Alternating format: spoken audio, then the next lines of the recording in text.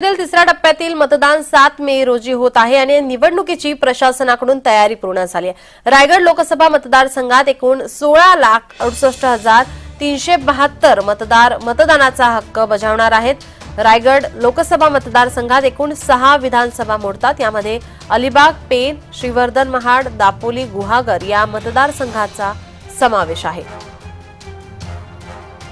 निवडणुकीची प्रशासनाकडून तयारी आता पूर्ण झालेली आहे। 7 मे रोजी मतदान हे होणार आहे।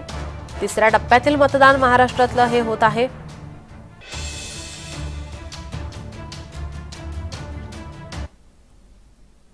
आपले प्रतिनिधी राजेश जाधव आपल्या सोबत जोडलेले आहेत। राजेश, आता निवडणुकीची तयारी ही पूर्ण झालेली आहे। उद्या मतदान आहे।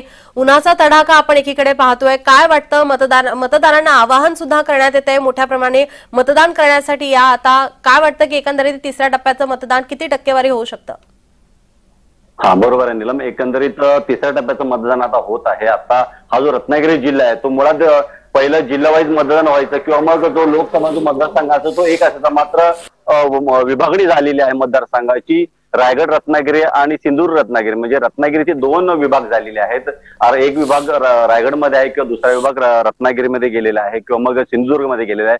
त्यामुळे मतदार हे सतर्क आहे। सर्व दोन्ही बाजूच्या जे उमेदवार आहेत त्यांनी त्यांच्या जे कार्यकर्ते आहेत किंवा मग त्या लोकांनी प्रचार अगदी पुरजोर केलेला आहे। मात्र आता जो उन्हाचा जो तडाखा आहे, आता जे तापमान आहे ते जो 42 डिग्री सेल्सिअस इतक्या वर गेलेला आहे। त्यामुळे उन्हाचा तडाखा आज जसं तापमान तसं उद्याही राहणार आहे। कारण कोकणामध्ये विशेष करून रत्नागिरीमध्ये पाऊस असतो तो जोरात भरपूर असतो। पावसाच्या वेळेला थंडी खूप असते किंवा मग उन्हाळ्याच्या वेळेला उन्हाळा खूप असतो। त्यामुळे कुठेतरी ज्येष्ठ नागरिक वगैरे आहेत किंवा मग ज्येष्ठ नागरिकांना जरी घरात राहून मतदान करण्याची सुविधा असली तरी सुद्धा काही सर्वसाधारण माणसाला उन्हाचा तडाखा लागणार आहे। कारण 11 ते 11:30 पर्यंत, सकाळी 7 ते 11 ते 11:30 पर्यंत लोक मतदानासाठी येतील। मधल्या कालावधीमध्ये आराम करतील आणि संध्याकाळी 4 नंतर परत मतदान केंद्राकडे येणार आहेत। मात्र प्रशासन सज्ज आहे।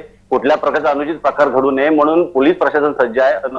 कायदा आणि सुव्यवस्था बिघडू नये म्हणून पोलीस प्रशासन जिथे तिथे आपले पोलीस बंदोबस्त लावून ठेवलेले आहे। त्याचबरोबर रात्रीचं पेट्रोलिंग चालू आहे पोलिसांचं। कुठल्या प्रकारचा अनुचित प्रकार घडून संपूर्ण प्रशासन सज्ज झालेलं आहे।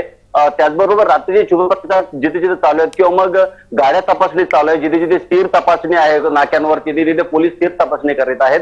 त्यामुळे मात्र याच्यामध्ये जे उमेदवार आहेत त्यांची कसरत अशी होणार आहे की लोकांना घरातनं बाहेर पडायला खूप वेळ लागणार, कारण ऊन आहे। त्यामुळे लोक लवकरात लवकर जाणार आहेत।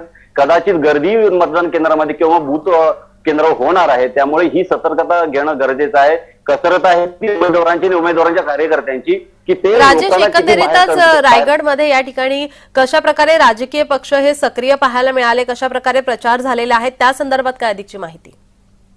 हा, बरोबर आहे। मूळ जी लढत आहे ती अनंत गीते आणि जे सुनील तटकरे यांच्यात लढत होणार आहे। कारण मागील जवळजवळ 30 वर्ष अनंत गीते इथे खासदार होते। नंतर अनंत गीतेंना मागच्या वेळेला 2019ला तटकरेंनी हरवलं आणि तटकरे निवडून आले। मात्र आता यावेळेला ही तुल्यबळ लढत होणार आहे। कारण तटकरे जितके तुल्यबळ आहे तितकेच अनंत गीते प्रचार करतायत आणि आम्ही त्यांच्या प्रत्येक सभेला उपस्थित होतो। त्यामुळे दोन्ही बाजूची जे लोक आहेत ते त्यांना प्रत्येक वेळेला कुठेतरी अनंत गीतेंचे समर्थक आहेत ते म्हणतात की नाही यावेळेला अनंत गीतेच निवडून येणार।